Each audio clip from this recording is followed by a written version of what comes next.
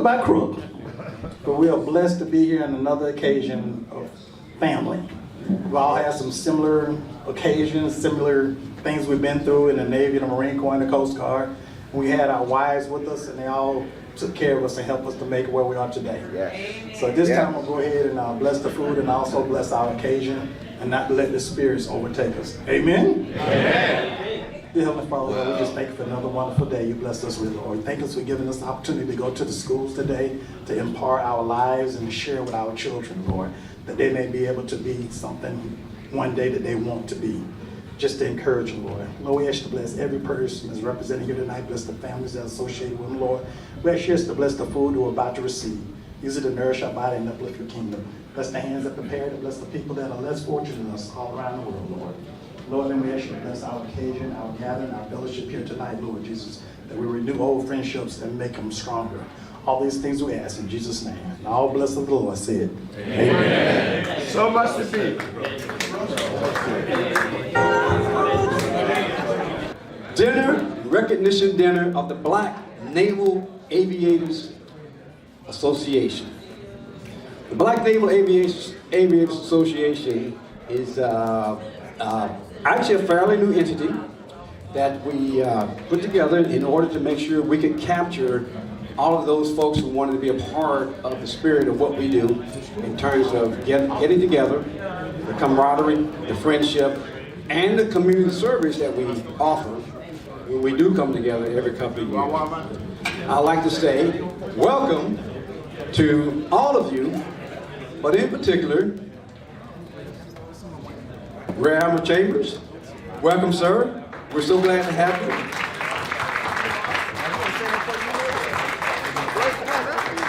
Miss Pamela Brown Knight, welcome. The granddaughter of Jesse Leroy Brown.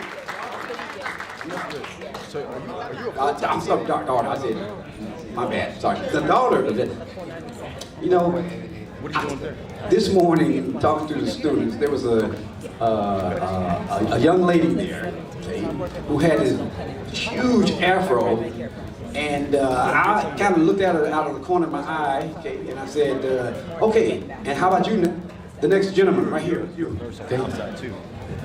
Boy, that was not pretty. I'm still peeling the egg off my face from that one. But I also would like to say howdy, welcome, and thank you for coming to a person that was a mentor to so many of us, and that was the late Captain Charlie Tompkins. His daughter Carolyn is here. Welcome, Carolyn.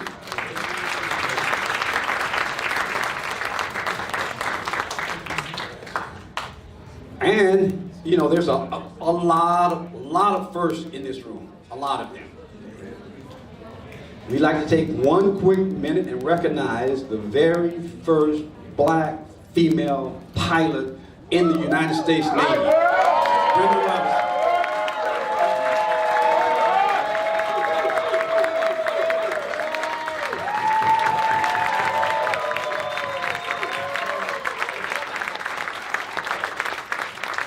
And to dovetail on how special this gathering is, we also have the very first black female pilot in the United States Marine Corps.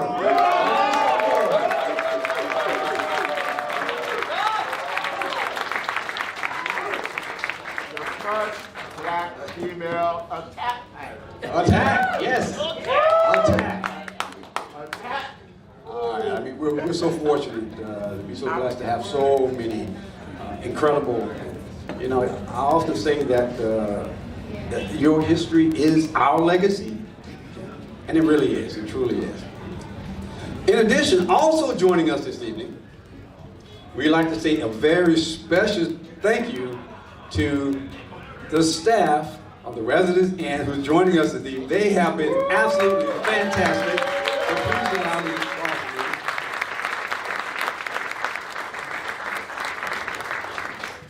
As well as to the city of Pensacola.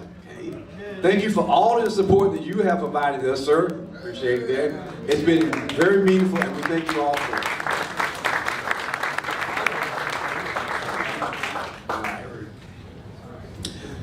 You know, the very first reunion that we had as a gathering was back in 1996. Okay?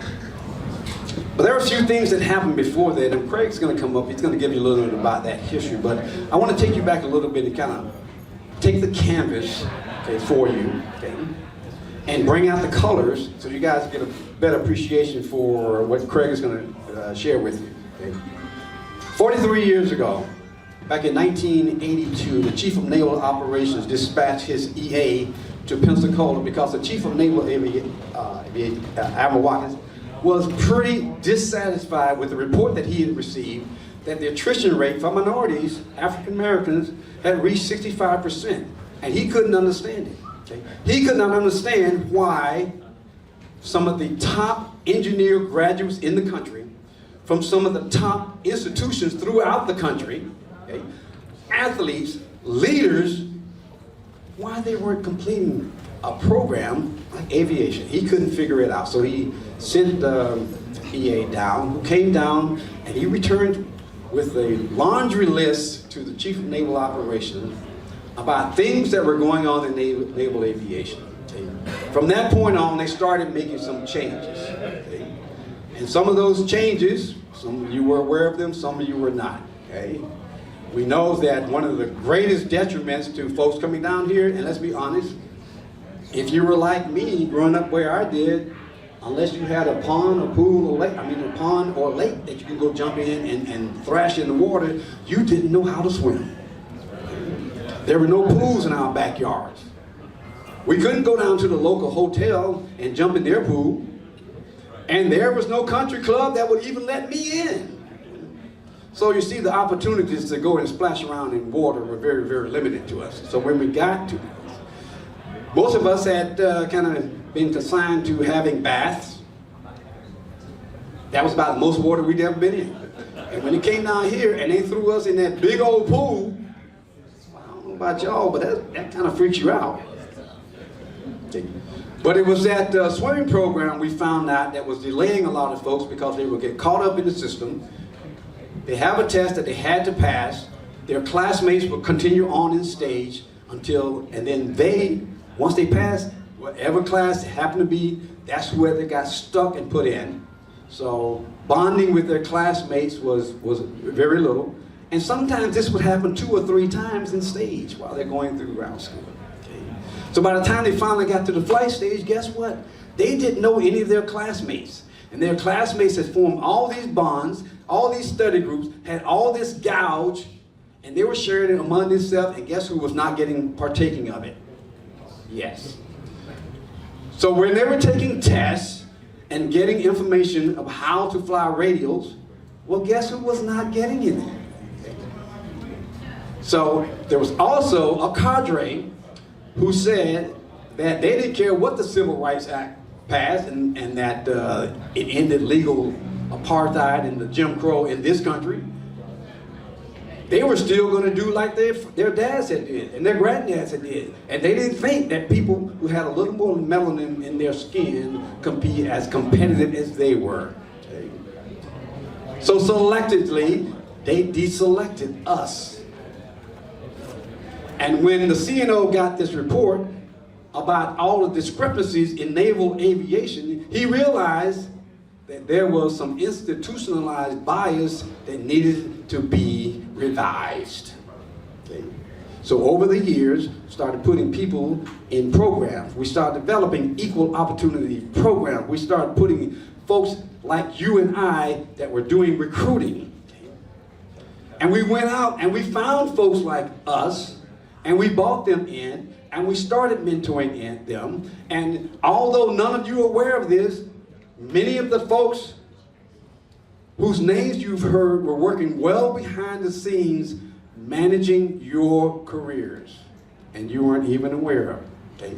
So if you got a set of orders that you didn't think you needed, okay, or you didn't want it, and you questioned, it was because perhaps someone was behind the scenes manipulating your career so that you would go as far as you possibly could in this organization.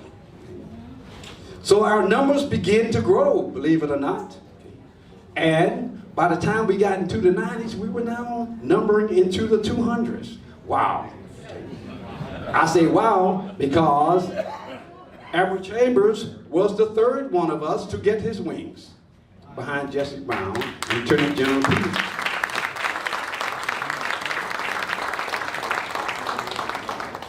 You know, some 20 years later, I got my wings, and I was still in the 70s of the people of color who had received their wings. So you see, we had a long way to go. So when they started breaking down barriers and putting things in place, planks that we could walk on, achievements that we can look back on and say, we did that. Okay? Reaching back, helping one another, building that camaraderie. So by the time we got around to the early 90s, mid-90s, like I say, our numbers had absolutely grown to in the 200s around about that time. And it was about that time that Big Jim Smitty says, you know, y'all should have a reunion. And on that note, I'm gonna turn it over to Craig so he can give us a little bit more insight on the history of the Black Naval Aviators reunion. Come on up, Craig.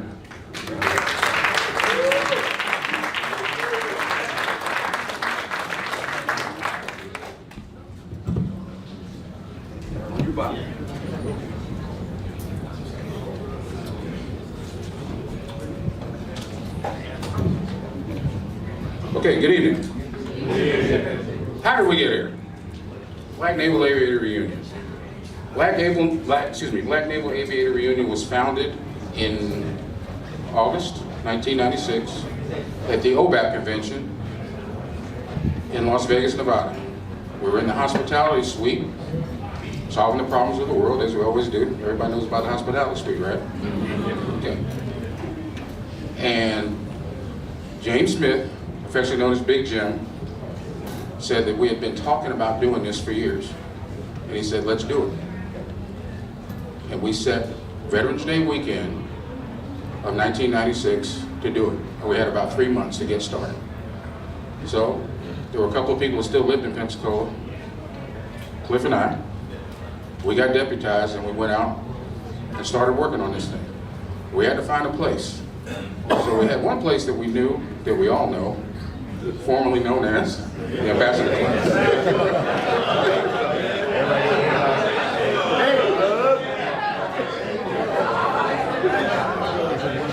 So we knew we had that in our back pocket. So we had to find another place. So we went down to Trader John's. Everybody remember Mr. Trader? We told him we wanted to have a gathering of African American aviators, and he said, sure, come on down. And that picture there, as you see, November, I forget the exact date, 1996, there's Mr. Trader laying on the floor, and a lot of us that are in this room right now are in that picture. And what we'd like to do a little bit later is for those of us that are here, try to recreate that picture. And for those of you that know Mr. Trader, he has the first dollar that he ever made. He was a very thrifty individual. He actually bought us a couple of rounds of drinks. And he welcomed us that night. He welcomed us back later on. So as far as the reunion is concerned, we didn't have a formal setting or anything like that. So what we did it out of our homes. My house, Cliff's house, we have burger burns, barbecues. Miss Pearl, Cliff's mother, cooked gumbo. We had rib cooking contests. So we kind of built it from the grassroots to what you see today. So that's how we got here. Big Jim, our leader, our founder, is not able to be with us because of a previous commitment, family-wise, but he sends his regards. And 29 years later, this is where we are.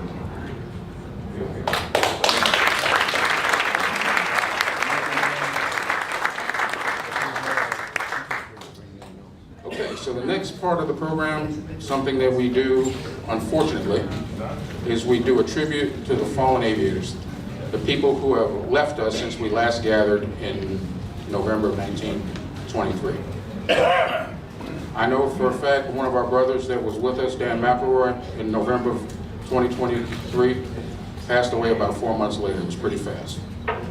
We know our good brother Wayne Fridge, we're going to talk about him a little bit, Cross. He left us last month. So, Is there anybody, and we don't, because we transgress so many different generations, year groups, commissioning sources, ALCS classes, so is there anyone who has not previously been recognized prior to this year that anybody knows of? Yes. We had a little loss just a few months ago of one of our young lieutenants. And his sister has shared with us a tribute, and I told her that I would convey it to all of you.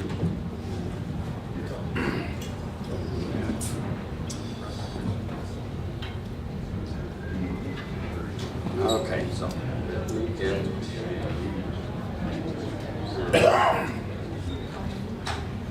we exchanged a number of emails.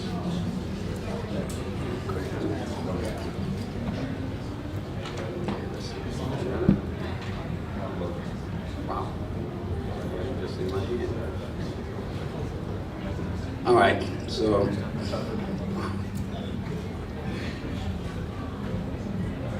forgive me a quick sec. I thought I just had it there. Boy, I'm having some embarrassment today, aren't I?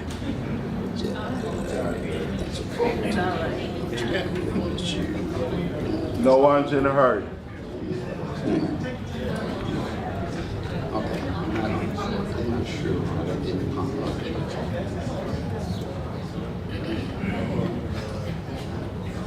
Here we go. Now we're getting so okay. I just need to scroll down a little bit further. Okay, so it's from Savannah Clark. Savannah lost her brother, Christopher CJ, a little bit earlier. And so she asked if I would share this with all of you this evening. My brother is Christopher C.J. Clark. We're a year and a half apart. And he was the kindest and gentlest soul. He was a Navy pilot 2 years behind me and flew helicopters. He had the most unique way of making you feel heard and cared for. He was stationed in San Diego, which incidentally is where he was born.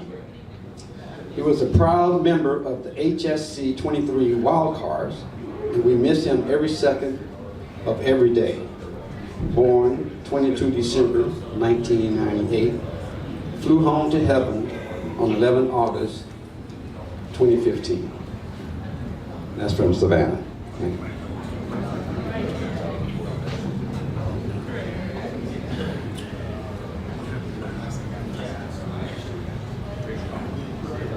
I'm sorry.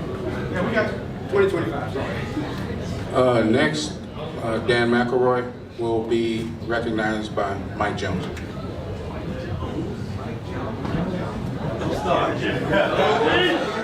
Mike. Yeah. A couple years ago, Dan had one trip with Southwest into San Diego. Calls me up. We get together, go to lunch, and it was there that he convinced me, because I hadn't been back to the reunion for quite a few years, that I needed to come back. And so he talked me into it, came back down, and Dan, for all of those who know him, was the most upbeat, caring guy in the world, do anything for you in the world, had the biggest smile on his face, all the time.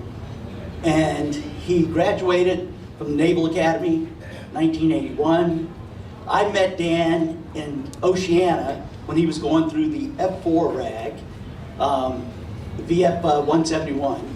I was stashed there waiting to start flight school because I just finished AOCS and there was a big backlog. And so Dan and I became close friends there. So he finished the RAG there, went over to Japan, spent a tour, I think VF 161 it was. Left there after 2 or 3 years, came back to the Naval Academy, which he graduated from, like I said.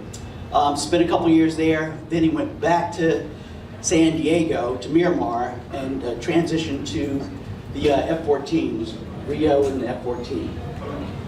And so Dan did all that, eventually getting out of the Navy, And in the mid-90s, he decided he wanted to fly because he had been a Rio, so he went out and got all of his qualifications and got hired, worked for a commuter for a little bit, then he went to AirTran. AirTran got bought by Southwest, and he ended up being a captain, Southwest, and that's where I'd seen him.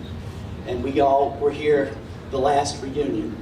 And like Craig said, 4 months later, after that, we started hearing that Dan was in the hospital, and his daughter Opal was there with him, and his ex-wife Susan was there to be with him the whole time. Ended up having a brain tumor. We all thought he was getting better. The emails and the text messages flying back and forth between a bunch of us here in the room, and it was a big shock to all of us when we got the message that Dan had passed away. So we really miss him, and I'm sure he's here looking down, laughing at us right now. He's a great, great guy. All of us that knew him, a wonderful, wonderful person. So we miss Dan. So here's to Dan.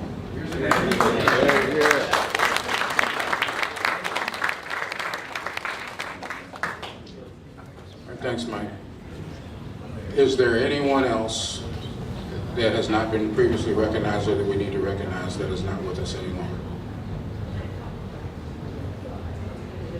Okay.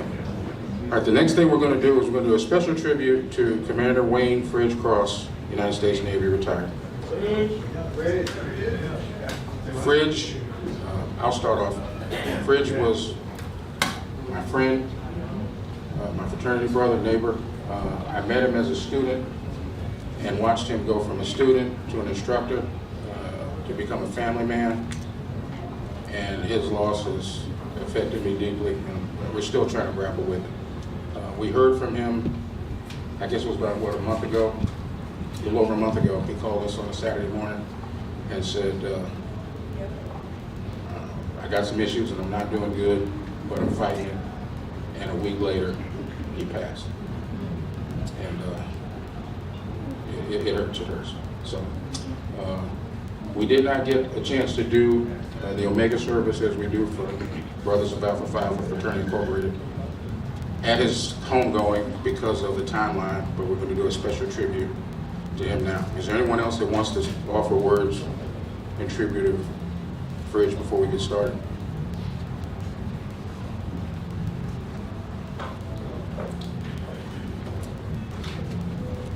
Good afternoon.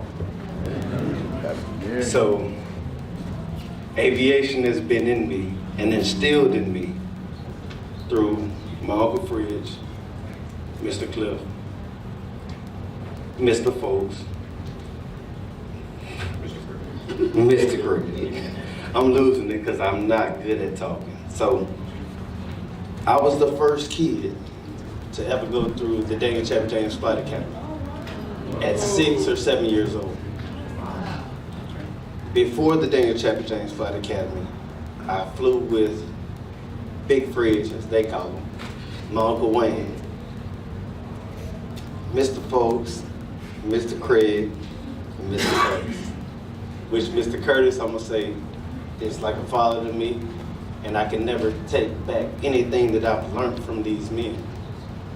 As a man, I've made mistakes. But as a man, these men taught me how to overcome from the mistakes I've made in life and overcome and do better. So I set out to be a pilot. I dropped out of school. Got my GED. In 07, I joined the military as an air traffic controller in the U.S. Army. Yeah. 6 years I gave to the U.S. Army, 2 combat tours in Afghanistan at Bagram, Fob Sheikh, at Kandahar, Fob Wolverine. But I can only give thanks to the men that was set in front of me to help me guide my path, which is the great men that we're talking about today. So my Uncle Wayne was a great guy. He taught me how to fly. I guarantee I was probably in a plane at 5 years old.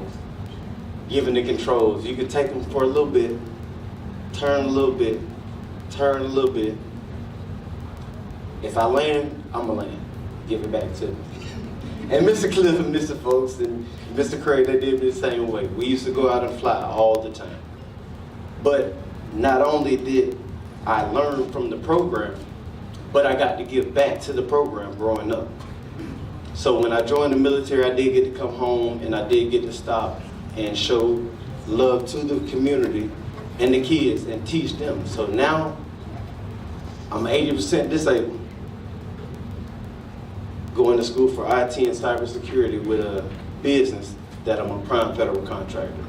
And I give that to the men that I spoke on today. Great men.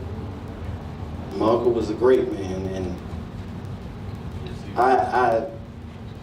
when I say he's given me so much, and he was the one that forced me, because I didn't want to go. I was a hardhead. I didn't want to go, but he forced me. He honestly forced me and told me, now that I look at it, I can say, Uncle Wayne, I appreciate you. I love you. And Big Fridge, you will never be forgotten.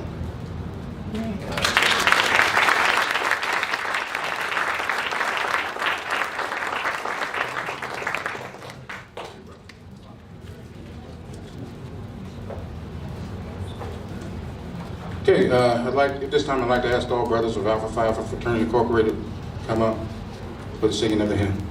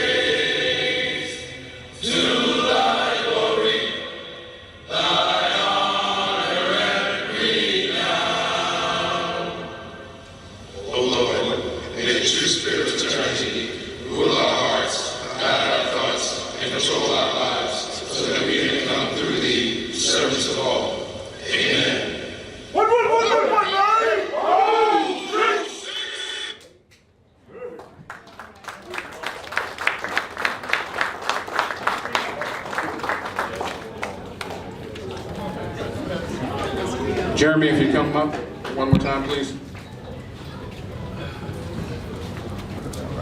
Right. On behalf of the Black Naval Aviator Reunion, we have a plaque, my wife already. and I'm going to read it. Black Naval Aviators Appreciation Award, presented posthumously to Wayne Fridge Cross in recognition of their significant contribution to the Black Naval Aviators of the Sea Services 2025.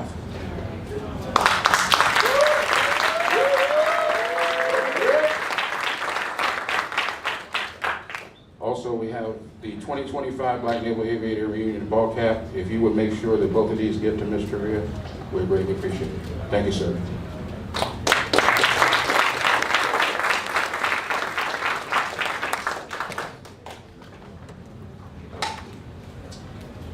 All right, next, on behalf of the General Daniel Chappie James Flight Academy, Cliff Curtis is going to read a proclamation in recognition of Wayne Fridge Cross. Good evening, everyone. Myself, Craig Abernathy, Mike Folks is not here, and Mike Griffin. We are all the founders of the General Daniel Chappie James Flight Academy here in Pensacola, Florida, in honor of Pensacola's own General Daniel Chappie James. Fridge, just like Jeremy said, has been a supporter of the youth of Pensacola forever.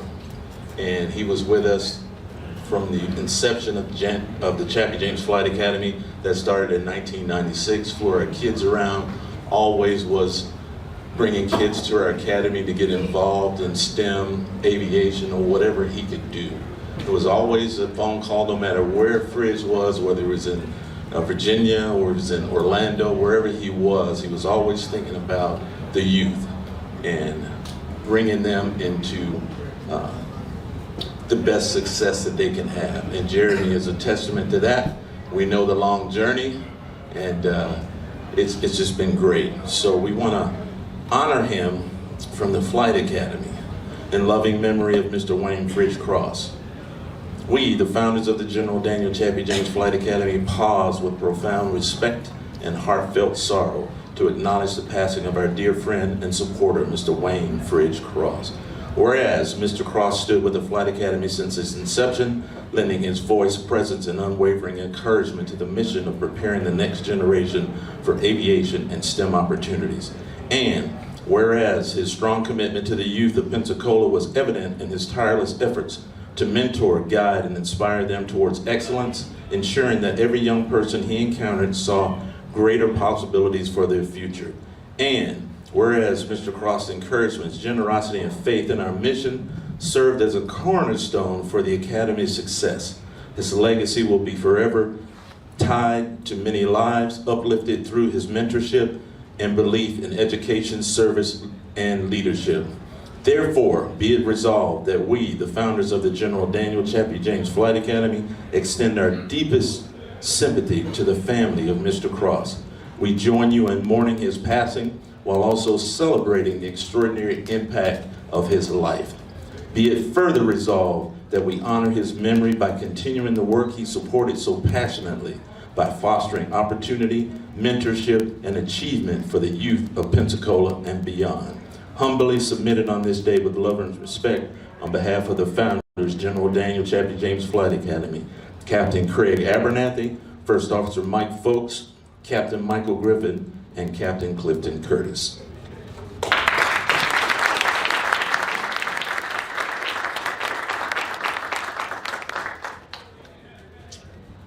Before we close the section where we pay tribute to the fallen, is there anyone else that has not been recognized? Okay. Now we're going to ask Admiral Johnson to do a toast, if he would, sir, to those who are not with us anymore.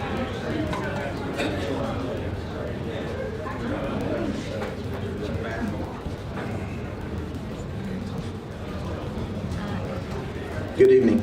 This is a great opportunity for us to remember those who have gone ahead and departed the pattern. A quick moment of reflection, thinking about all the things that they've done, what they've meant to us, what they've provided us. And most of you might know I'm a little bit of a Navy historical fan. And there's one deep way that you can pay tribute to someone, and that's a traditional toast. And I would like to propose a traditional toast for those who have departed the pattern. I will start this tribute by saying, hip hip, your response will be hooray. And we'll do that 3 times. So in honor of those who have departed the pattern, we remember them fondly, and we hope we live up to whatever standards they might have passed on to us. In honor of them, hip hip, hooray! Hip hip, hooray! Hip hip, hooray! Thank you, sir.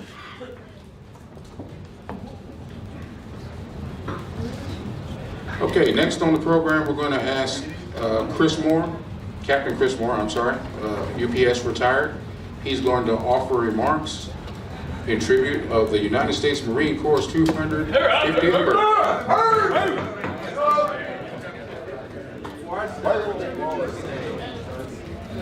All is well. Marines win.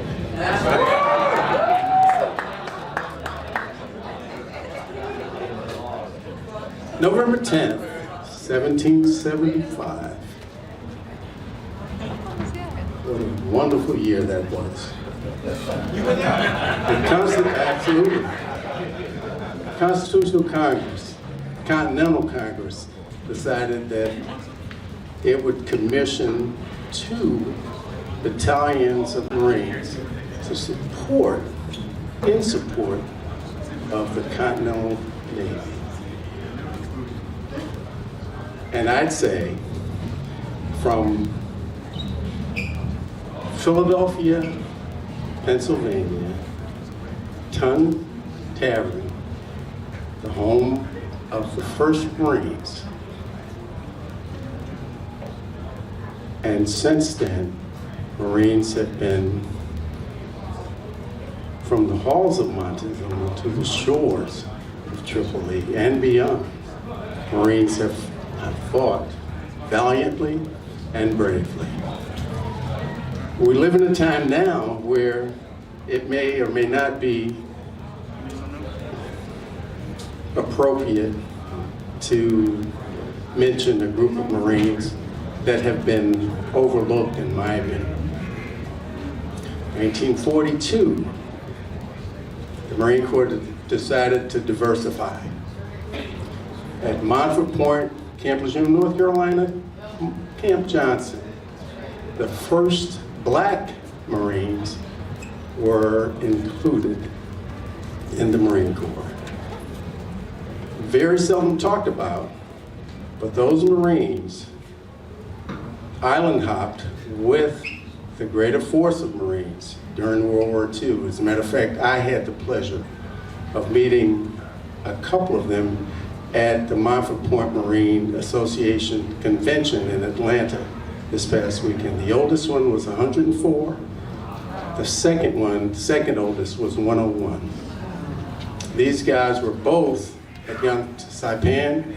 They had gone to Okinawa, and they were ready to go to mainland Japan.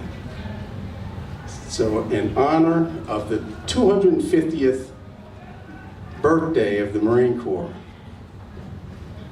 can we all just say, happy birthday, Marine Corps. Happy birthday, Marine Corps. And while I have your attention, Craig asked me to mention as a retired UPS pilot, we just had a major accident. And yes, I knew one of the guys on the aircraft. UPS is struggling right now. We're having a hard time. But can we all, in their honor, just have a moment of silence?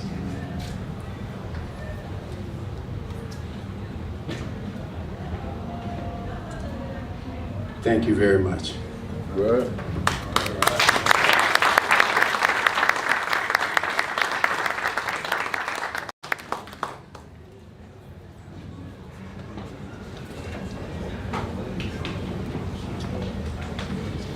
Thank you, Chris. Now, we're going to go into the recognition of our honorees. We're going to recognize Ensign Jesse L. Brown, United States Navy. There's a typo there that says CDR. That's my fault. I should have caught that. I apologize for that. No disrespect to the Brown family. Ernie Taylor is going to speak in tribute of Jesse Brown, and Ms. Pamela Brown Knight has graced us with our presence in recognition of her father. Ernie.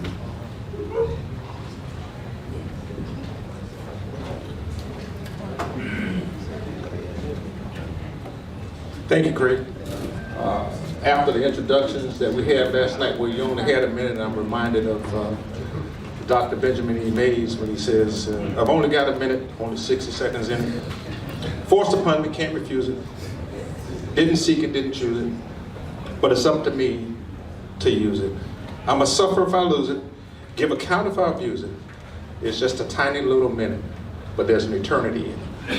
And if you think about some of the things we talked about, that eternity goes by so fast.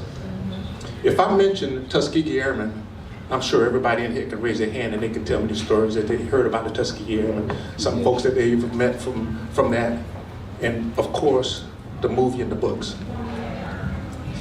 I'm sad to say, I don't think that we have that same knowledge, if you will, of naval aviation. And that's one of the things that this reunion does. It kind of brings us all together and we kind of look at it. So the person I'm here to talk about is the representative for our first African-American aviator. And Ms. Pamela Brown Knight is his daughter. Let me ask you, how many have seen the movie Devotion? Okay, that makes my heart feel so good. For the simple fact that if we didn't have that many hands, I'm gonna tell you, and just in case you wanna see it again, we're gonna stream that tomorrow at 11 in the hospitality room. Just to give us that kind of feeling again before we go to the picnic and probably be the last opportunity for this reunion that we have that chance. And I think no better way just to kind of wrap our minds around it again and kind of look at, that's where we started. And we talked about the second African-American naval aviator, Marine, Lieutenant General Frank Peterson. Now, I don't know how many people can keep track of that stuff, but it's there. And we're so fortunate to have tonight with us, number 3, okay? Admiral Chambers, Larry Chambers, he's here. So,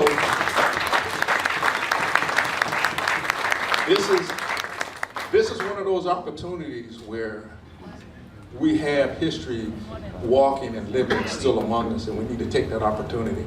I remember my first time going to Tuskegee Airmen, and it was amazing walking around. People that I knew didn't even know that they were Tuskegee Airmen. They didn't talk about it.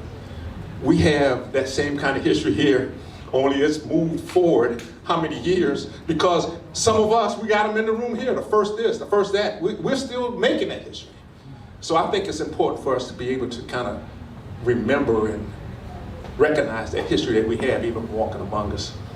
And so Pam Brown Knight is going to give an opportunity to just talk to us just for a minute or two about her dad. But Pam, if you've seen the movie, you remember she was what? Almost 2. Matter of fact, Ensign Jesse Brown crashed near the Chosun River Reservoir on the 4th of December. Pam's second birthday was just shortly after that. So again, we got history living among us. Of course, you can say, well, she didn't really know much about him, you know, but she grew up in a family that did know and told her stories and things like that. So it was kind of interesting to see. And just a little bit of history about the movie. The movie was actually produced by the founder and CEO of Federal Express. His daughters were the producers, actually producers of the movie. And Pam's daughter has been interested and instrumental in trying to go back and find where the remains are and bring them back to the U.S. for interment in Arlington. So there's still things that are going on that as African-American naval aviators, we can kind of jump in and kind of help push that along because it's recognizing our heritage. So without further ado, my minute's up. I'm going to bring forward Ms. Pam Brown Knight.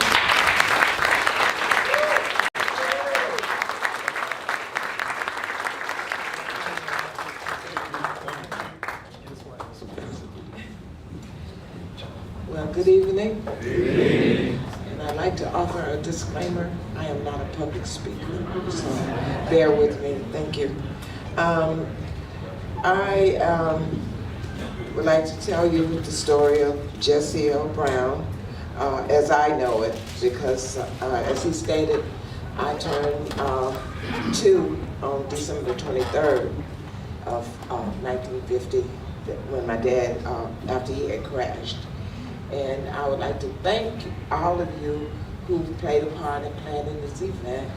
And I would like you to know that we truly appreciate it. My dad was the 4th child of 6. He had 5 brothers and 1 sister. And my father was a go-getter, if you understand. You know, he was born, my grandfather was a sharecropper in the state of Mississippi, and that, you know what that means. So he had a lot of things that he was told that he couldn't do. You can't go to the school, you can't drink out of the water fountain and things of that nature. So camp became his catalyst for doing whatever it was that he did. And he liked to, you know, where they lived was close to a airstrip, and there was a black watchman, and he would allow my father and his brothers to go and sit in the cockpit, and eventually he allowed them to taxi down the runway. And I think that's part of the beginning of my father's love for flying. Now, they used to have a story that said that one day he was in the cotton field and he looked up and told somebody that one day he would fly one of those airplanes. And my mother said that was not true, but you know. So anyway, it was, you know, throughout the years in going to events like this, I've learned a lot about my father because you know, as I said, I did not know him to know him, you know, and when I would ask questions, my, you know, mother, of course, was kind of reticent about trying to talk about him, and my uncles, they were, you know, crybabies, I guess you'd say. And whenever I would ask, you know, questions, they would start crying. So I just said, well, dang, I need not to ask any more questions. So the only thing I got from other people was that my father was a good man. He was smart. He didn't drink. He didn't smoke, and he didn't cuss.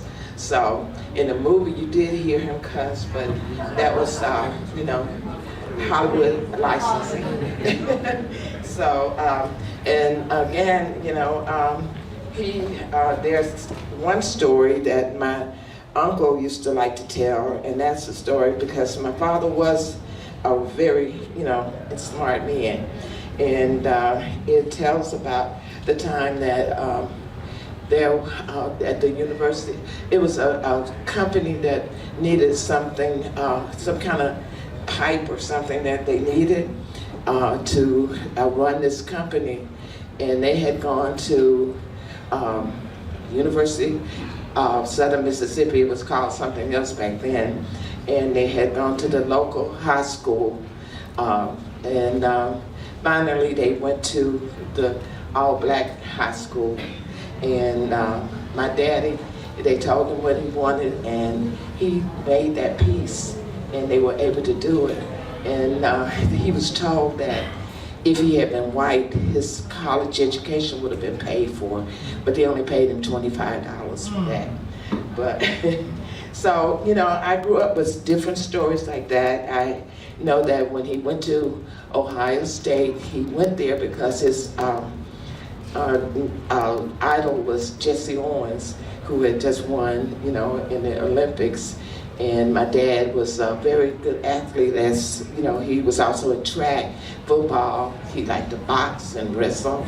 So a lot of things of that nature. So anyway, he went there and he only had $980. to go pay tuition, try and find a place to stay and that kind of thing. And he did work on the railroad as a boxcar stocker during the night and went to school during the day. And he was in high school. He met my mom, of course, and they secretly got married, because my understanding that when you're in training, you're not supposed to be married. I don't know, but anyway, he married my mom in October, when he received his gold wings, October the 21st, 1948, I was born 2 months later, on the 23rd, so he had a lot to celebrate. And again, there's a lot of stories I would like to share with you, but I know we are stretched for time. And but he was, you know, a lot of times I used to be upset because I heard stories of how he was berated and talked to ugly about, you know, being in the service, and not only by his instructors, but also by some of his classmates.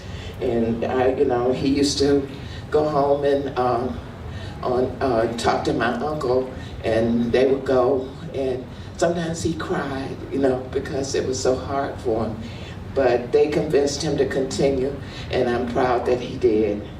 So my understanding, he got his, first he went to somewhere in Iowa for his training, and they shut that place down, and that's when he came to Pensacola to start working on his flight training.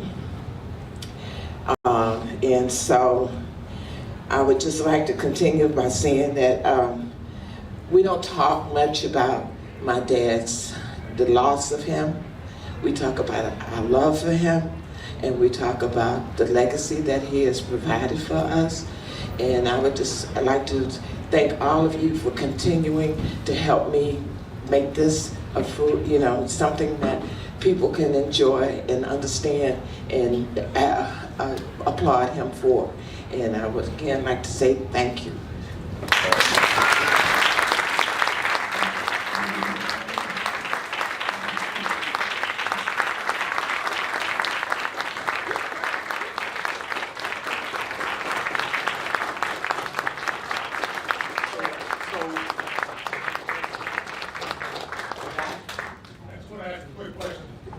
Yes, sir.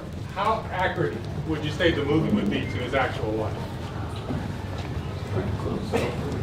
Well, you know, at my age and stage, I have to try and recollect things. But basically, it was mostly true to what happened. You know, they took license.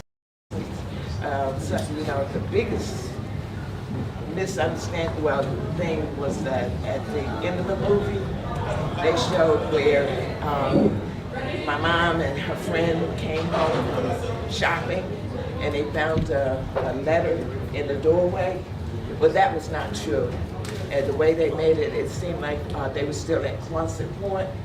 But actually, my mom had, once he went on the USS Lady, she drove home by herself with me as an, you know, infant and everything. So, actually, when she had gone shopping, now there's a story that said that, you know, my dad loved the car that they had. You know how you guys talk about cars. But anyway, the day that he died, they were going shopping, and when my mother got in the car wouldn't start. But when her friend got in under the wheel, the car would start. So, but anyway, they went shopping, and somehow, you know, they didn't have cell phones back then, but somehow they got the word that she needed to come back home, and the Navy personnel were there, and one of her friends who was a doctor was there, and that's when they told her that my dad had died. So that part of the movie was not correct. Thank you. So I just want to say, again, you recognize them, but all of the things that they've done at the hotel to make this stay fantastic for us. Yes. They're gonna set it up for us tomorrow morning. Like I said, we're gonna do the screening at 11 if you want to make that. And that might be another opportunity that we can actually talk to Ms. Pamela and ask her about some of the things in the movie as far as validity and all that stuff. So just, if you can make it tomorrow morning, please come on down and see the screening.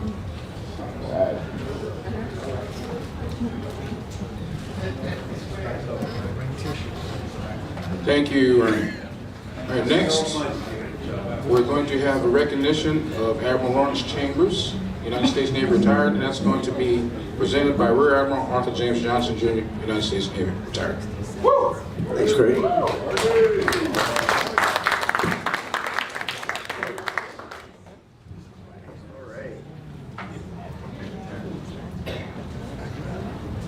What a beautiful evening it's been. I like the direction it's gone. One of our main purposes here at the reunion is to connect our future with our past. I think there's a lot of strength in that. There's a lot of beauty in that, and we're on that thread right now. So thanks, Ernie, for getting it going. Good evening, everyone. Arthur Johnson, my name. It's my honor and pleasure to say a few words about our next honoree. As I mentioned yesterday, we find ourselves living in very strange times, full of leadership challenges left and right. No matter where you sit in your military service or with your commercial organization, those challenges are very obvious and very blatant. You can see it everywhere. And I'm often asked by people, what should I do when faced with these types of situations? And I'm very adamant, very vocal about what one can do when faced with these situations.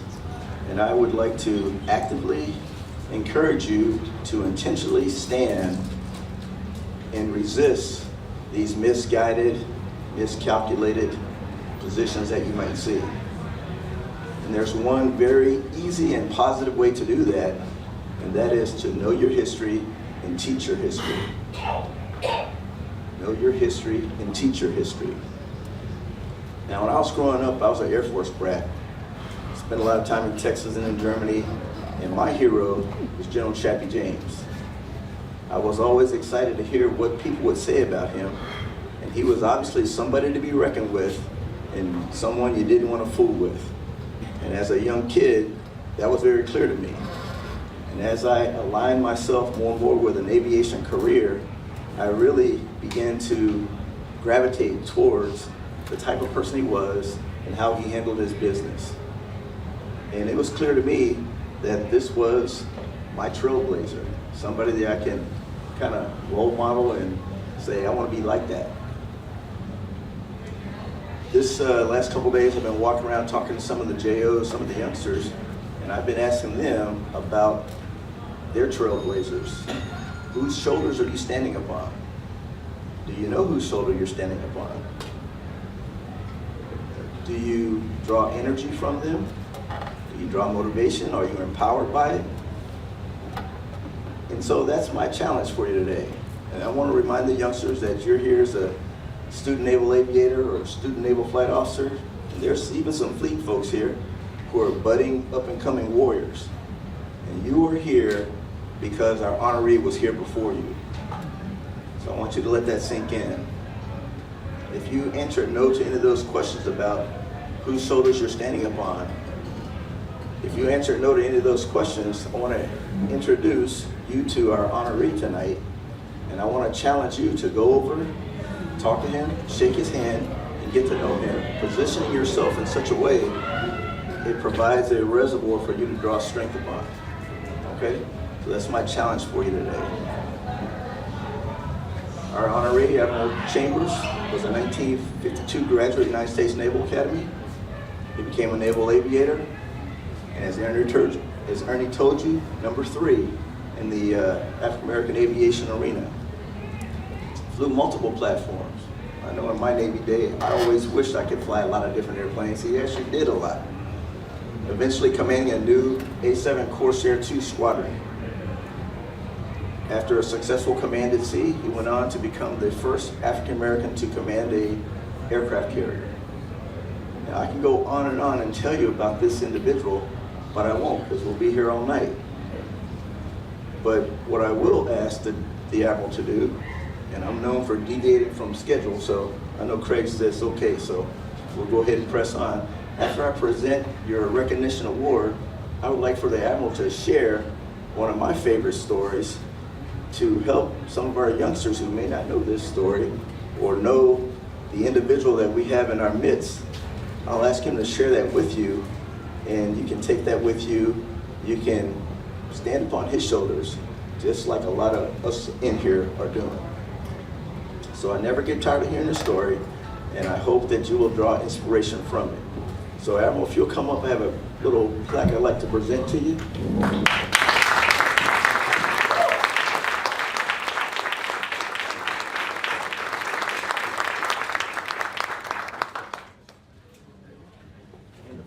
The plaque says, Black Naval Aviator Reunion Legacy Award, presented to Admiral Lawrence Chambers in recognition for your trailblazing contributions to the Black Naval Aviators of the Sea Services, 2025.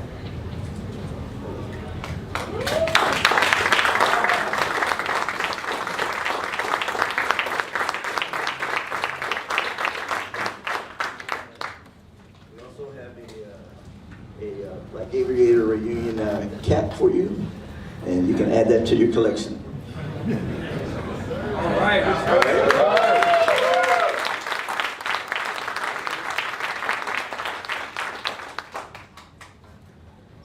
Good evening. There is never a free lunch. They just fed me and now I'm expected to say something. When I see all of these beautiful people out here, I get frightened. You know, it's a black night, decks pitching, you're sitting out at Marshall, and then you see a fireball off the front of the big boat, and you wonder who in the hell was that. And you know, there have been many of those nights from all of these guys out here. But thank you very much for the recognition. I apologize, my wife wasn't feeling well, so anything I say tonight is the truth because she's not here to correct me.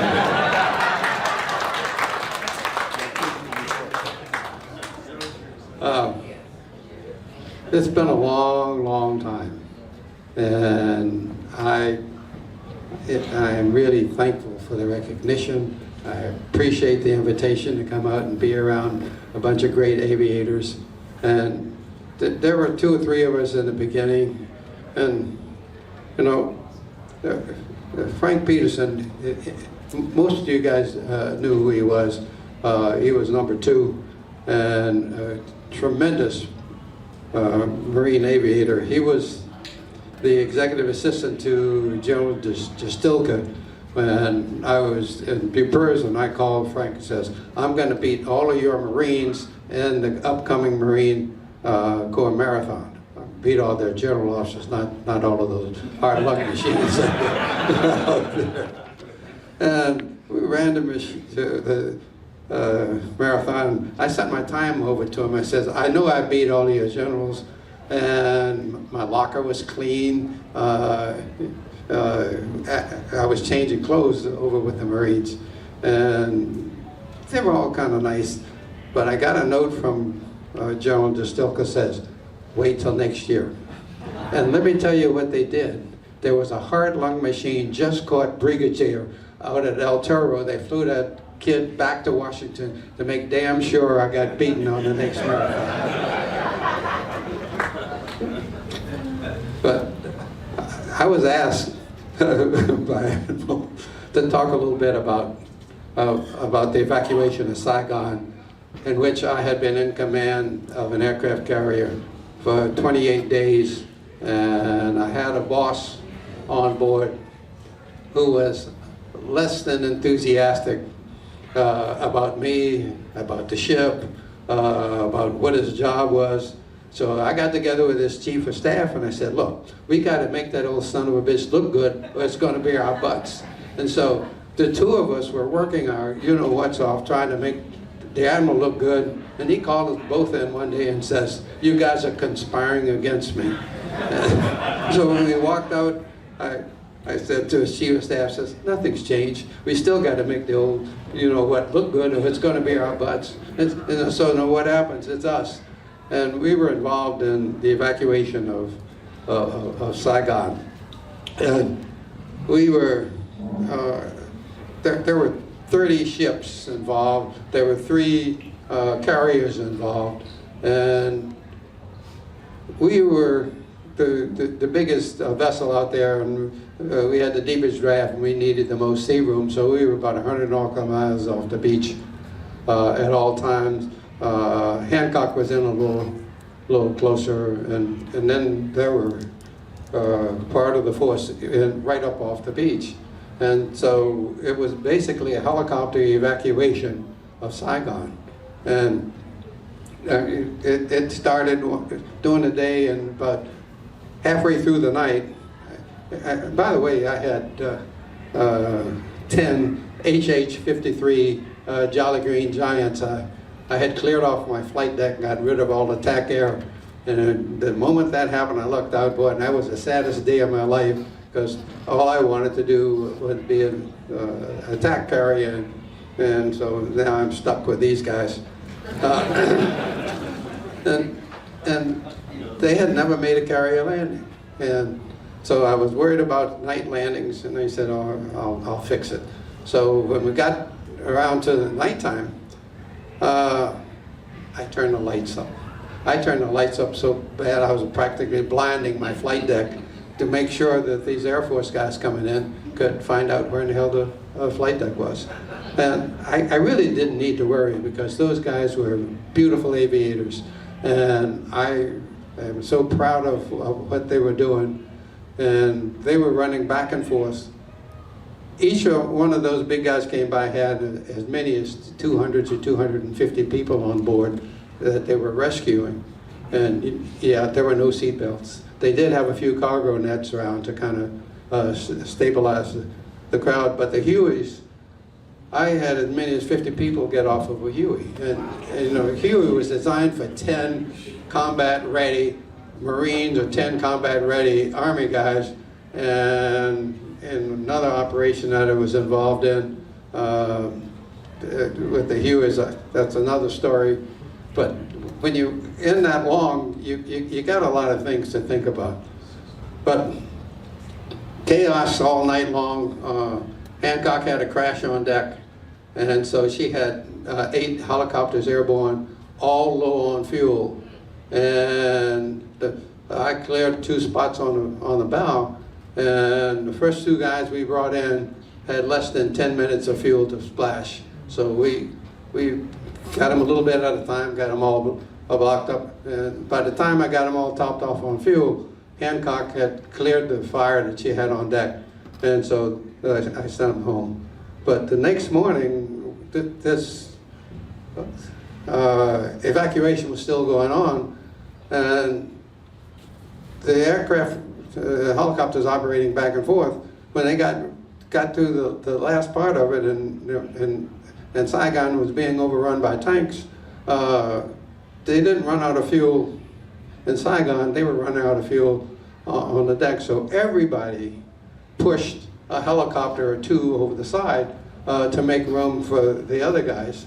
And so we had plenty of space on the flight deck, and we were accumulating a huge number of assets, mostly Hueys, and the Hueys belonged to the U.S. Air Force, they belonged to the U.S. Marine Corps, they belonged to the South Vietnamese Air Force, and they belonged to the U.S. Air Force. So not a single Huey that landed on my flight deck belonged to the Navy. And in the middle of the chaos of day 2, a little airplane came out and started circling the ship. And everybody thought somebody was trying to attack the carrier. I said, no, it was a Cessna. And so I said, we put our glasses on him, and we could see in the helicopter, we could see the pilot, we could see what looked like a female sitting in back and looked like she was holding a baby, like she was holding a baby in arms. And then we could see one more soul, one head in the baggage compartment. So essentially there were 7 souls on this little airplane, and the admiral was yelling on my butt, telling me to ditch. Well, there's no way in hell these people are going to survive, because only 2 of the people in the machine were strapped in. And so called the air boss that we're going to make a ready deck. And I won't quote him directly because the wonderful words he said to me, he thought I'd lost my mind. I told him I'd give him some help. And I got on the ship's general announcing system, and I asked for all of the air department and air wing personnel who are not on watch to report to the flight deck to give the air boss some help in making a ready deck. So essentially, between 1,500 and 2,000 folks showed up on the flight deck to give the air boss a help in clearing the flight deck. And the only place they could clear the landing area, was to push them over the side. And so the air boss wanted to be sure I hadn't lost my mind and wanted to know why in hell I want to push all this stuff over the side. But that was the only way we were going to make a ready deck. So we pushed them all over the side, and we turning into the wind. 8 more Hueys from Saigon plopped down without signal in the middle of the area that we had just cleared. And the boss wanted to know, what the hell are we going to do now? And I said, look, I'm probably going to go to jail before this operation is over. So 8 more Hueys over the side wouldn't make a damn bit of difference about how long I spent in jail. And so we pushed those over the side and turned into the wind. I got 40 knots of wind over the deck. I wasn't that familiar with the airplane, but I figured the landing speed should have been somewhere around 150 to 160 knots at the most, and maybe a little less. And so I figured with 40 knots of wind on the deck, if he gets through, and all of you aviators have been around, you know when you get that high wind over the deck, you got that burble behind and it's rougher. And so I figured I'd done my part. I turned it into the wind and the deck's clear. So let's hope that he is a good enough aviator to make it. He touched down, or removed the cross-deck pennants. I figured those little bitty wheels, they weren't going to do anything. He didn't have a tail hook, so they were useless. And he touched down at where the 3-wire was, and he got to stop and taxied up. And by the way, where do you think that working party went that had helped to clear the deck? They went to Vulture's Row. So he had one hell of an audience as he was coming. I made a perfect landing at where the 3-wire was, and taxied off. He got out of the little airplane, and I had him escort him up to the bridge, and I took off my Navy wings of gold. I pinned him on him, and I made him an honorary Naval Aviator right on the spot. If anybody's dumb enough to think that he's going to come out and land on the damn aircraft carrier, he's never, you know, how many FMLP did any of you guys have before you went out to the boat? I know you had at least 10 tries on the beach in a flight, in a training command. And so he'd never practiced. And so you can only hope and pray. And of course the Admiral was still yelling at me about how wonderful I was. And about my parents. And so I figured, well, I got to live with this guy for the rest of my life. But he was not my boss. He was my administrative boss.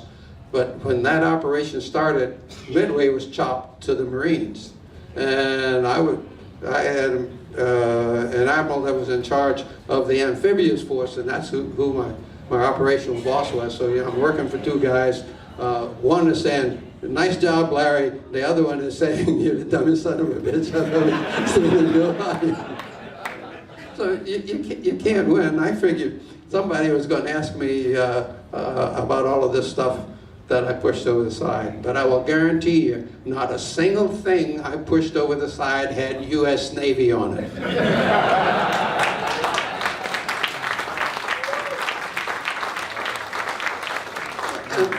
And by the way, I must be a three-time loser because I was involved in the raid on Sante, and boy, that is probably the story you should have asked me about.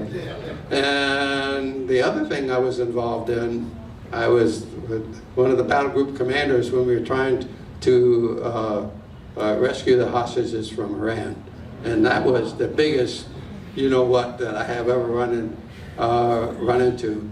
But both that operation and the raid on Sante, the Special Forces uses both of those as examples of how to make it. But our problem with Desert Storm was communications. There were way too many things out there that we couldn't communicate with each other, and the operation was extremely complicated. They were going to launch the helicopters from the Nimitz. It was going to go to a spot we called Desert One in the middle of Iran in the desert. And the CIA had come in and dropped infrared lights to outline a runway in one of the desert areas. And they had also pre-positioned some fuel, and there were some C-130s there also involved. And the helicopters didn't have long enough legs that they could make it all the way to the capital.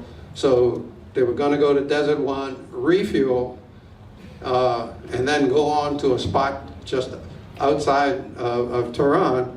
And then the next night, they were going to go take on the embassy, rescue the hostages.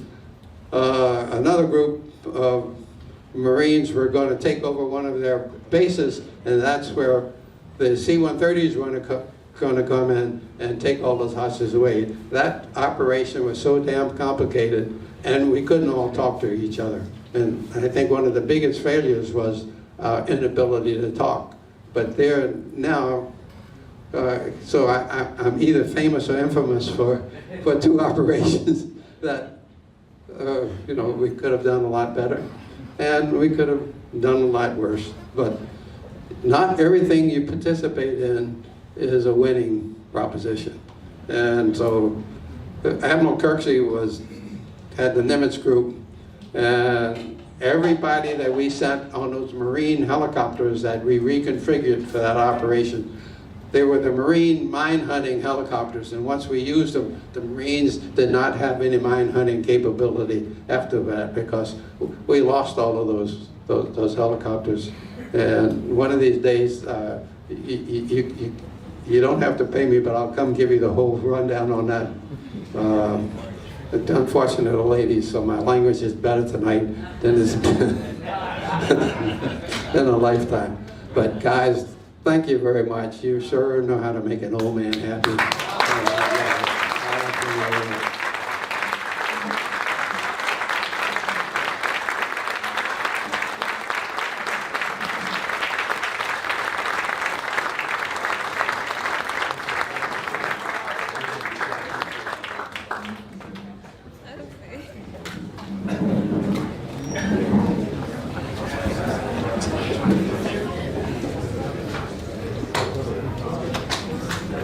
Okay, wonderful, wonderful, wonderful. All right, so we've already presented the Legacy Award. Now we've got two more awards we're going to give out. The Spirit of the Reunion Award. The Spirit of the Reunion Award was originated in honor of Captain Charlie Tompkins, one of our most ardent supporters when we first got started, because of his devotion and his steadfast belief in what we were doing. This year we decided to give out two Spirit of Reunion Awards. The first Spirit of the Reunion Award is going to be given to Robert Tiny Helms.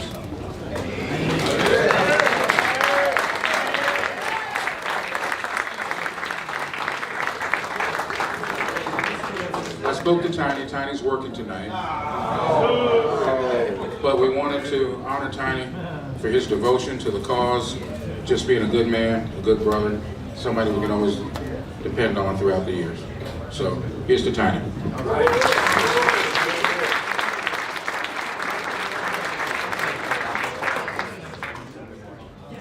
So since it's the 250th birthday of the United States Marine Corps, we decided to do things a little bit different. We decided to give 2 Spirit of the Union Awards. So the second Spirit of the Union Award winner is going to be Captain Christopher Moore, retired United Parcel Service.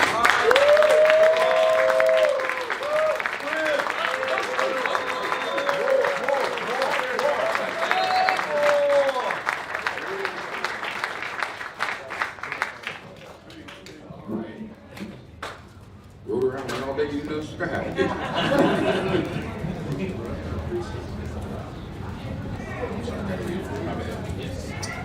Okay, Black Naval Aviator Spirit of the Union Award 2025, presented to Christopher Moore.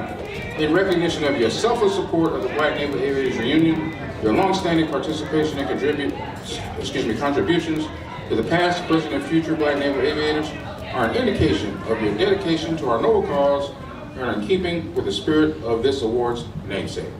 All right.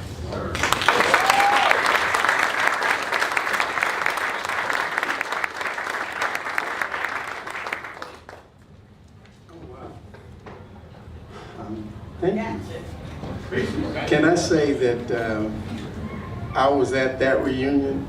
Craig sent me on a task, so I missed that picture.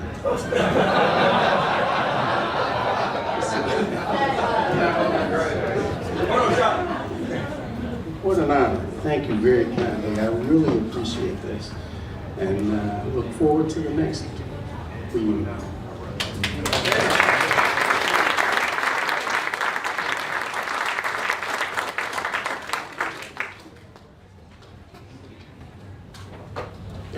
I was just asked at the last minute to recognize another individual. He's going to be mad. He's going to be so mad. But that's okay. We are so blessed to have in our presence the first managing director of pilot hiring for United States major airline, Eric Hendrick.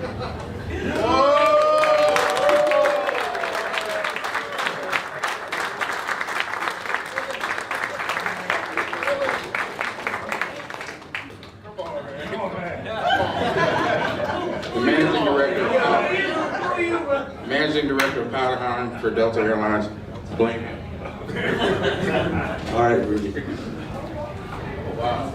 Thank you. Thank you, everybody, for the recognition. Here's the deal. I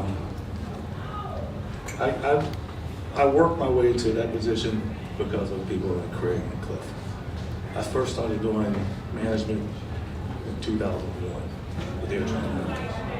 I'm gonna give you guys some real statistics here that you need to know about. Air Training Airways had the most diverse pilot group in the industry. People don't know that. But I was the 5th black pilot hired there. How about that? Okay, so you have to get involved if you want to make the change. Okay? Number 2, I was the 4th black chief pilot in the industry. I don't know if people know that. 737 chief in Atlanta from a little airline, but it's important. People need to know that. You got to put in the work. Okay? Number 3, I was at home, retired from COVID from Southwest Airlines when Delta gave me the call. And I told them with all enthusiasm I could muster up. I said, go away, leave me alone. I'm not doing this, okay? True story. And they went away and left me alone for about a week. And so, a week later he calls me up, he says, Eric, you really need to do this. You've done what they want and you've done a lot more. Well, after 3 interviews, they offered me the job and I went to work. So I got to tell you, so past weekend, Biscuit and I have been walking around with different shoes. And people say, where'd you get those from? And so actually, the shoes that I have on, basically a Jesse Brown Squadron and his airplane number. On Wednesday, I wore a pair of shoes that were Tuskegee Airman General B.O. Davis's airplane by request and his tail number on it. And people ask, where did you get this from? So, all right, here you go, guys. And ladies, it's iloveahanger.com, and that's hanger, H-A-N-G-A-R, okay? And, no, A-R. A-R. You know, pilots have a hard time spelling. Don't hold it against us. That's why I'm giving it to you now. And not only can you go in there and get, you know, the historical ones, B.O. Davis, Jesse Brown, but I'm told that you can also, for the active duty folks, or some of the retired folks, get your squadron's insignia on it. Now, you might have to do it in bulk, you know, to help you, but just want to know, it's iloveahanger, H-A-N-G-A-R.com, and maybe at the next reunion, we can all be sporting our squadron's emblems and tail numbers, maybe the planes that we flew. So, just a thought. There you go.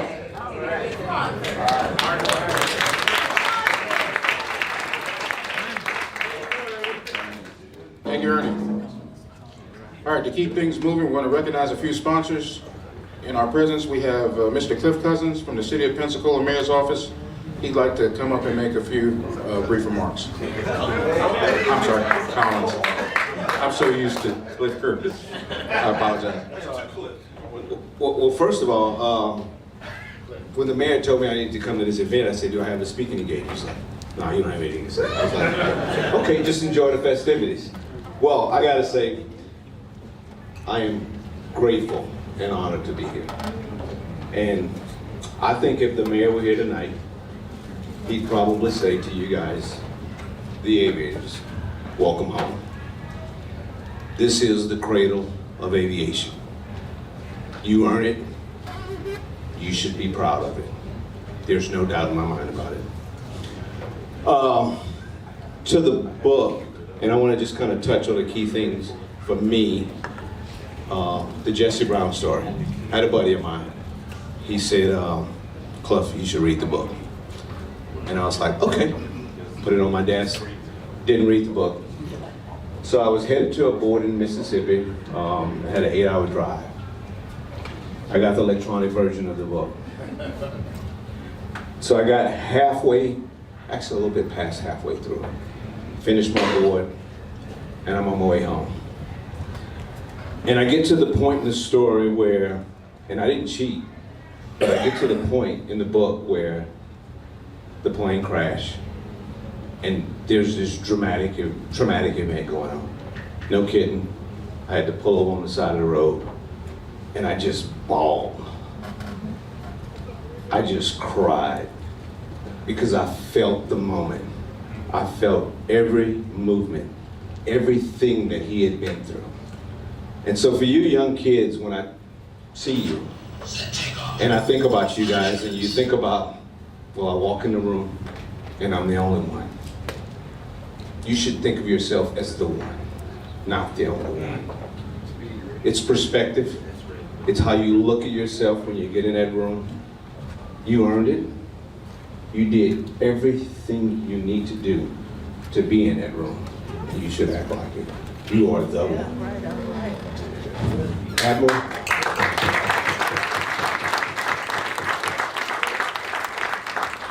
To the admirals in this room, and sir, great stories. I spent most of my years in FDNF. And in my entire career, 15 roughly years from enlisted to officer, I never seen a minority command a carrier strike group. I never seen a minority command a carrier. For you to be there at that time, when we needed you in that environment, is amazing. It is amazing, and you are one of the giants that paved the way for so many of us. I don't think I've ever would have had the opportunity to go from E1 to 06 without you and without everybody in this room that helped me along the way. And so for you guys, I think the message is clear. It's how do you now pave that way? I can't remember the gentleman. how do you be more strategic about what you do right now? You really have to think about that. It's important. The times have changed. What I went through is my story. What you go through will be your story. And you guys, at some point, will switch seats and you'll be in this audience. So, again, on behalf of Pensacola, the city of Pensacola, welcome home to all the aviators who came through this pipeline. You earn it. You're part of this process. So thank you so much.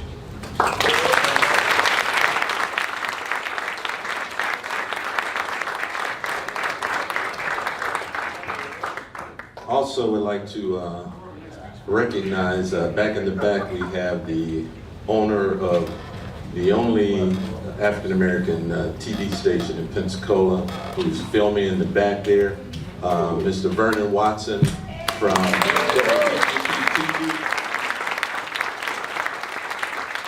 He's also an Air Force veteran, and myself and Mike Griffin had the pleasure when we were flying C-130s at Duke Field to be working alongside Mr. Watson. Can I say something for a minute? Yes, sir, you certainly can. Come on. You said Air Force veteran. I'm proud to be an Air Force veteran. But I started off in the Navy.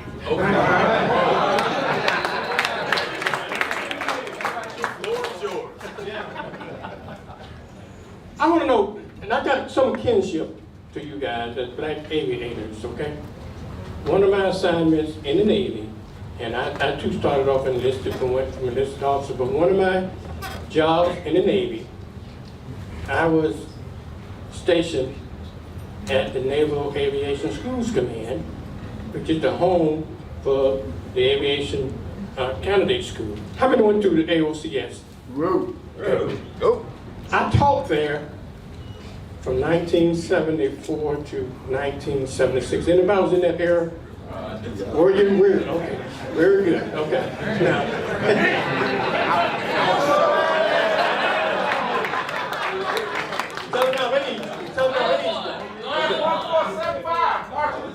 all right. And I tell that story because I was an enlisted member, the first and only, I don't know who came after me, but the first enlisted member to teach academics at AOCS, okay? And so I was very proud of that. And I had an opportunity to see very few of us to go through that, but there was some, that's what I wanted to see, how many hands that was there during that time at AOCS. Because you got there one of three ways. You went to the Naval Academy, you you came out of college to be there. And so I feel I feel proud of that. And I got a special kinship to the black naval aviators. And I like to say that I had a little part to contribute to that when I was 9. Like I told Clifton the other day, we also served in the Air Force as well. He went to the Air Force, so he was flying A1C.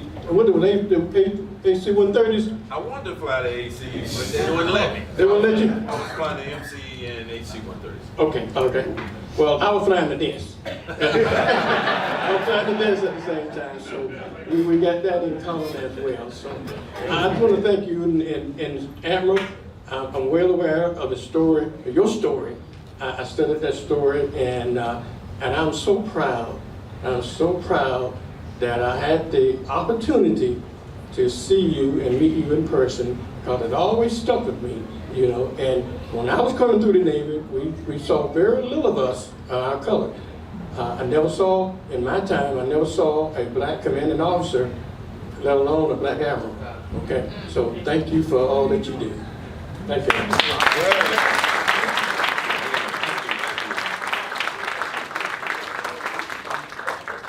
Okay, hey, ladies and gentlemen, I really appreciate everybody's patience this evening. We're going to wrap this up with our last big thing, which is going to be our last sponsor for this event this year, since we became a 501c3 now, is United Airlines. So they're one of our big sponsors. And so with that, they have provided us with 2 tickets. Each ticket is worth $2,600 that we're raffling off this evening. I know a lot of you have already got your raffle tickets. If you want to get another raffle ticket, you got like literally 3 minutes. 3 minutes to see my wife over here on the side by the door. If you're trying to get a raffle ticket before we do this, we're selling them 1 ticket for $10, 3 tickets for $20. So if you're trying to get a ticket, you got 3 minutes to see my wife right there. In the meanwhile, United Airlines did provide us this video that we would like to play for everyone. It kind of shows, their diversity efforts that they have put forth and where they do their concentration at as well. And things like, even though I'm a FedEx pilot, but still got to love United and the things that they're doing. So, run it. That we were going to be the best, we could be even better than others. After college, we all went our separate ways. Some went to flight instructors, others ended up with Naval Airlines. I joined the military. So Joel and Dave got hired first at Continental. Literally, they were shaking the hand of the gentleman who hired them. They were asking about me. We were hungry, we worked hard, we pushed each other. We wanted this dream and we were not going to accept anything less. And got to fly 77 at United. Each one of these guys has played a role in what I'm doing today. Our friendship goes beyond just fellow students or peers. It really has. We stood the test of time.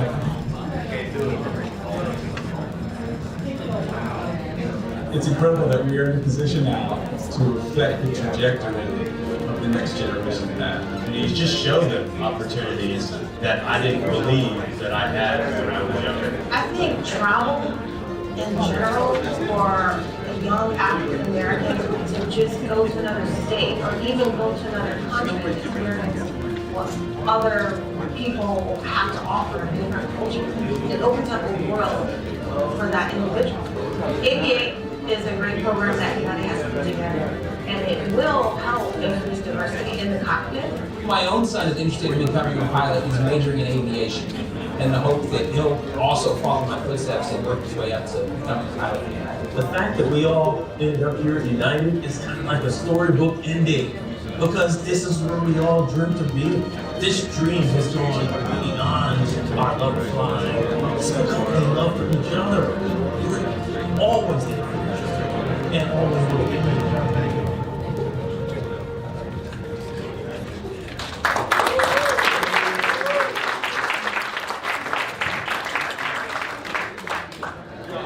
How's everybody doing tonight? How's everybody doing tonight? Well, first of all, I'd like to thank you all for coming out and sharing this time with 1216 North. I'd like to thank Cliff and the staff for choosing us to share this special moment. I want to let you guys know that you're truly special. It's my wife Tracy right here. This is Tracy. Hence, if you look on the register, Tracy B Gallery, that is Tracy B right there. So again, being in aviation from the Navy, I was not a pilot. I was an air traffic controller out in Sherman Field. They need you. Somebody asked me that the other day, and I said, well, man, I don't know reason to go back to work if I'm not going to get paid right now. But anyway, you guys are truly, truly special, and we want to thank you all, the Black Aviators Association, for sharing this time, this night with us. We really, really, really appreciate this. It means more to us that this was being able to be hosted here. You guys, this is near and dear. My wife been trying to get my son to be a pilot forever since he came out the womb. And to the Chappie James Flight Academy, thank you all so much for what you all do. Everybody that inputs on that. My son and daughter has gone through that. They wouldn't let me go through it. They said I was too old. Go figure. But thank you all. Thank you all. Thank you all. We have a bar set up out here for you. There's one in the front. But again, we're going to stay as long as you want. We got DJ. We're going to party up because this is a celebration of Black aviation. So thank you all.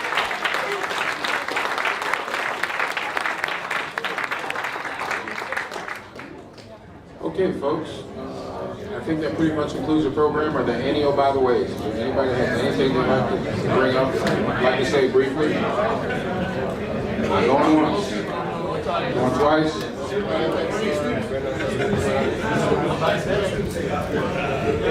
Good point. Any of the SNAs want to say anything? Student Naval Aviators?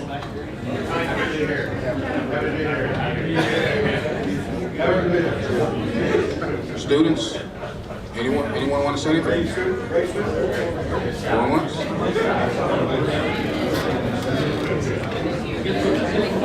Going once? Going twice?